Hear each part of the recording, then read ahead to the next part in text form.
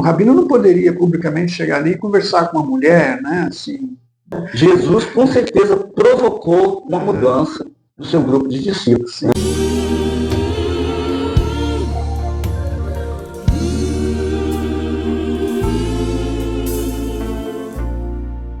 Olá, estamos aqui para mais um Mensagens Oportunas. Vamos refletir hoje sobre Samaria. Sim, aquela cidade cuja tradução do hebraico é Torre de Vigia.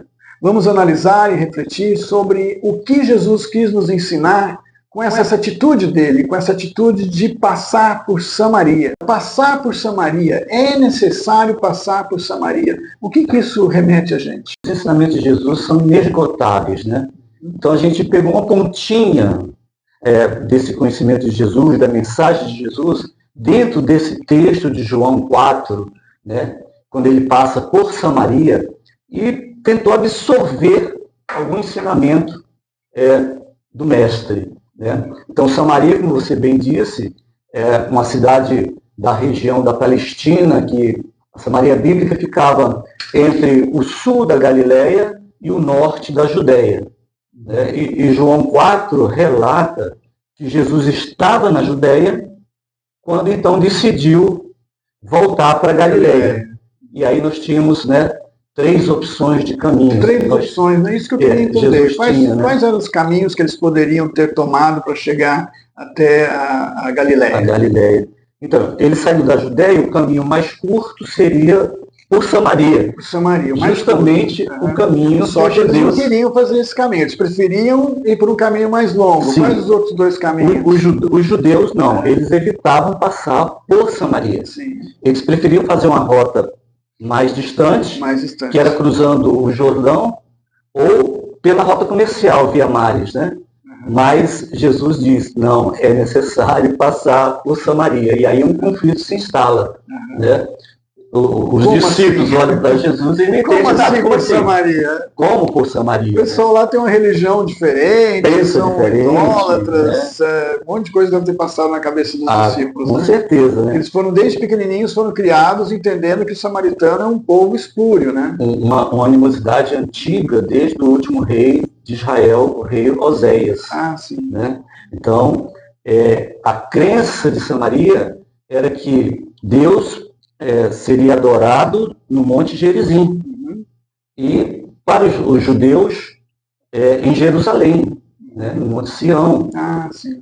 Então tinha essa rixa religiosa. Né, principalmente. Né? Além disso, você acredita que tinha algum outro fator religioso também que fazia com que os judeus não aceitassem os samaritanos? Assim, talvez um sincretismo, você falou que eles foram cativos, né? E alguns ficaram lá e eles começaram a assimilar, talvez, um pouquinho de outros cultos, de outros povos. Seria na visão dos judeus, sim, eles eram pessoas, né, de um sincretismo assim, muito profundo. Sim. Porque quando a Samaria foi repovoada, ela foi repovoada para que os judeus não voltassem e reconstruíssem o reino. Mas quando eles começaram a retornar da Babilônia, né, quem estava ali já eram os samaritanos. Sim. Entendeu? Então era um povo que eles chamavam de mestiço. Né? Não eram judeus puros. Então tinha essa coisa também. Mas Jesus insiste que é necessário passar por Samaria. E aí está o desafio, né? Uma caminhada de fé, de convivência e de diálogo que Jesus está convidando, não só os discípulos, mas também a gente. Porque a Samaria, metaforicamente, para nós hoje, passar por Samaria significa ir, né, em direção ao outro que tem uma visão religiosa diferente da nossa. E aí estabelecer o diálogo, conviver com o que pensa diferente. Sim, muito interessante. Sim. E aí Jesus se depara com uma mulher, aí já é um outro paradigma que ele quebra, não é verdade? Verdade. Você quer falar um pouco sobre isso? Vamos lá, porque, veja bem, na cultura judaica, um mestre, né? Jesus era considerado um mestre, o mestre no hebraico é rabino, né? Então Jesus era um rabino. Sim. O rabino não poderia publicamente chegar ali e conversar com uma mulher, né? Assim, qualquer mulher, ainda mais desconhecida, né? Então, a reputação dele poderia ser colocada em xeque. Em xeque ali. É verdade. Mas foi muito natural, foi assim uma quebra de paradigmas, ele conversa, e essa conversa é muito interessante, né, Eloy? Você gostaria de falar um pouquinho sobre essa conversa? Eu vou recuar um pouco na caminhada. Então Jesus sai da Judéia e vai em direção à Galileia. Então ele resolve, diz é necessário passar por Samaria, e aí ele vai ter uma caminhada de 5 ou 6 dias, talvez. E nessa caminhada, as palavras de Jesus vão provocando uma metanoia no seu grupo de discípulos. Uma mudança de mentalidade. Uma mudança de mentalidade, porque os discípulos têm uma visão diferente da de Jesus. Mas o mestre está ali, ó. Durante aquele tempo que estão caminhando, ele vai falando com os discípulos, né? Certo. E algo vai mudando na cabeça desses discípulos. Por que eu penso assim? Porque quando Jesus chega em Sicar, por volta do meio-dia, cansado, o sol a pino ali, ele senta junto ao poço de Jacó. Sim. E a Bíblia diz que os discípulos marcham para a aldeia para comprar alimentos. Só esse ato aí já é interessante, que eles vão para a aldeia comprar de samaritanos, né? Exatamente. Eles não vão fazer mímica, né? Sim, veja bem. Como que eles iriam comprar alguma coisa dos samaritanos se algo não tivesse acontecido antes? Sim. Porque pela mentalidade deles, pela visão que eles tinham, né, dos samaritanos, eles nem passariam por ali, muito menos comprar alimento. Já pensou? Então, Jesus com certeza provocou uma mudança no seu grupo de discípulos. Sim, né? E aí ele está sentado junto ao poço de Jacó e chega uma mulher para tirar água com seu cântaro. E Jesus se volta para ela e diz, dá-me de beber. E ela diz, como tu sendo judeu, me pede água a mim que sou uma mulher samaritana? Tipo assim, vocês nem falam com a gente, quer que eu te dê água? Você é muito folgado, né? Então Jesus, resumindo, né, conta assim, sobre a história dela e cria um espanto muito grande, né? Como que esse homem sabe da minha vida? Né? E ele diz, se tu soubesse quem fala contigo, tu me pedirias água a mim, e eu te daria águas vivas. Então, e Jesus fala até mesmo de coisas profundas da intimidade da vida dela. Do particular dela, que seria impossível alguém saber. Né? E ela sai dali correndo, vai à cidade e fala, olha, eu encontrei um homem ali no poço, não seria ele o Messias? Olha só. Aí está um ponto em comum que o judaísmo e os samaritanos tinham, uma expectativa de um Messias, não é verdade? Sim. Então era algo em comum no meio daquela diversidade toda, né? Uma expectativa messiânica. Né? Então eu vejo nessa passagem, né, que ela, na verdade, é inesgotável. Né? A Bíblia traz mensagens inesgotáveis, não se esgota, mas particularmente nessa, eu consigo extrair assim, essa lição, que Jesus nos convida a ir em direção àquele que pensa diferente de mim. E estabelecer uma convivência e um diálogo respeitoso, né? E criar essa convivência harmoniosa. Né? Eu não tenho que evitar o que pensa diferente. Muito pelo contrário. Eu posso extrair dele algo de bom, ele pode extrair de mim também algo de bom, e não necessariamente eu tenho que concordar com o que o outro, né, pensa, e não necessariamente o outro tem que concordar com o que eu penso também. Mas a convivência respeitosa deve ser estabelecida. Me lembra uma frase do Santo Agostinho, o Agostinho de Hippo, né? Ele fala assim, em tudo... Não, como que é? No que temos de comum, vamos nos unir.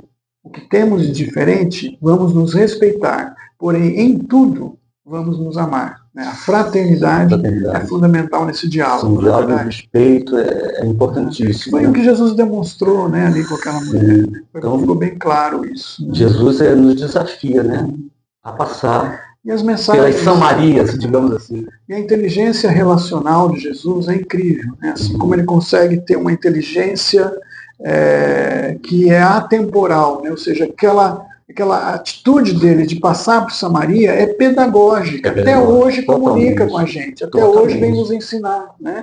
Nós não podemos fazer acepção de pessoas. Né? Nós temos que estar unidos na diversidade. Não devemos construir muros, como não diz, devemos mas construir pontes. Né? Somos pontífices. Né? Pontífice quer dizer construtor de pontes. Né? É verdade. Então, é verdade. E aí você vê que nesse mundo, né, de uma diversidade religiosa tão grande, né, a religião ou as religiões estão aí mais presentes do que nunca, né? Ao contrário do que se previa, né, no modernismo, né? Na época do iluminismo, os grandes pensadores começaram a prever o fim da religião, que as religiões seria um livro obsoleto. Voltaire eu diria que, assim, de um modo geral, eles pensavam que as religiões desapareceriam diante das democracias seculares, do avanço do conhecimento científico, né, do desenvolvimento tecnológico. Cientificismo. E nada disso aconteceu. Muito pelo contrário, as religiões estão aí mais presentes do que nunca numa sociedade plurireligiosa, né? Então, elas estão aí criando visões de mundo, crenças, não é verdade? Estão aí difundindo a fé de acordo com seu sistema de crença, suas práticas religiosas, e a religião não desapareceu. Não desapareceu, mas ela convive de uma maneira ainda meio com estranhamentos, né? Com alguns estranhamentos. Assim, e aí, o necessário passar por Samaria. E eu diria aí numa via de mão dupla, né? Para que um caminhe ao encontro do outro no diálogo respeitoso, numa convivência harmônica. Sem dúvida. Essa é a mensagem principal nesse texto, né? A gente vê que Jesus tinha essa preocupação, né? Quando ele, com amor, né, aproxima dessa mulher, ele já sabia na sua onisciência que um dia isso reverberaria, né, na sociedade como um todo, né? E hoje nós estamos vivendo um momento de pluralismo e falta de unidade, falta de aproximação, né? Aproximação na medida certa, sabendo preservar a sua identidade e aproximando do outro com amor, para poder assim também aprender um pouquinho do que o outro entende, mesmo não concordando com aquilo. Você falou uma coisa interessante. Nós precisamos entender por que o outro crê no que crê. Exatamente. Tem todo um processo de vida, toda uma dinâmica, né? Eu não posso ignorar que essa pessoa, né, ela vive por aquilo que crê, e a gente vive pelo que crê e morre pelo que crê. Mas nós precisamos entender por que o outro crê no que crê, para que haja esse diálogo, né, mais leve, para que haja uma aproximação, e não essa repulsa, essa coisa de manter a distância, né? Manter a distância do que pensa diferente, ele não pensa igual a mim, então vamos criar aqui um muro. Eu me lembro de uma parábola dos porcos espinhos, né? Que chegou o inverno e porco e espinho não podem estar muito juntos, vão espetar um ao outro, né? Só que eles aprenderam, eu estou resumindo bastante a parábola, a fábula, né? Mas eles aprenderam que eles tinham que chegar juntinho o máximo que podiam, sem espetar uns aos outros, para aquecer uns aos outros, porque aquela sinergia de estarem próximos gerava a possibilidade de suportarem o frio, a neve, né? Então, da mesma forma, nós temos que nos aproximar sem nos espetarmos, né? E para a gente poder ter um calor humano, um afago, né? E se não houver a aproximação, como que eu vou conhecer o outro? Né? Se eu sempre mantenho a distância, né?